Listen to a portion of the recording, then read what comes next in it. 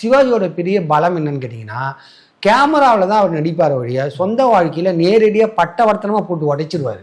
உங்களை எவ்வளோ தூரம் வந்து நேரடியாக உங்களை விமர்சிக்க முடியுமோ அதை அப்படியே ஜாலியாக சொல்லி நேர முகத்துக்கு நேராக சொல்லுவார். இவர் போய் அது மாதிரி முதல்ல சிவாஜி கணேசனை சந்திச்சு, நான் ஒரு நடிகனாக உங்களை மாதிரி, அந்த வார்த்தை ரொம்ப முக்கியம், உங்களை மாதிரி ஒரு நடிகன் ஆகணும்னு சொல்லும் போது அவர் பீக்கில் இருக்கார். 1952 வந்து ஏறக்குறைய ஒரு 30 வருஷங்களை வந்து கிராஸ் பண்ணிட்டாரு. ஒரு 200 படங்களை டச் பண்ணிட்டாரு. அப்படிப்பட்ட ஆள்கிட்ட நான் உங்களை மாதிரி நடிக்கிறதுக்காக தான் இங்கே வந்தேன்னு சொன்னால் காண்டாவார் இல்லை. அப்படி ஒரு கடுப்பில் இவர் சொன்னவொடனே அவருக்கு கொஞ்சம் அவரால் ஏற்றுக்க முடியல.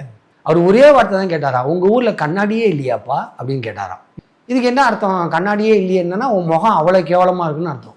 அப்போ வெளியே வந்து ஒரு யோசிச்சுட்டு என்ன சொன்னார் அப்படின்னு வச்சா, அப்போ நடிக்கிறதுக்கான முகமே நம்மள்கிட்ட இல்லை அப்படின்னு சொல்கிறாரு அப்படிங்கிறத அவர் புரிஞ்சுக்கிறார். இப்போ இந்த மாதிரியான சின்ன சின்ன விஷயங்கள்லாம் அவர் வந்து சொல்லாமல் இருந்தார்.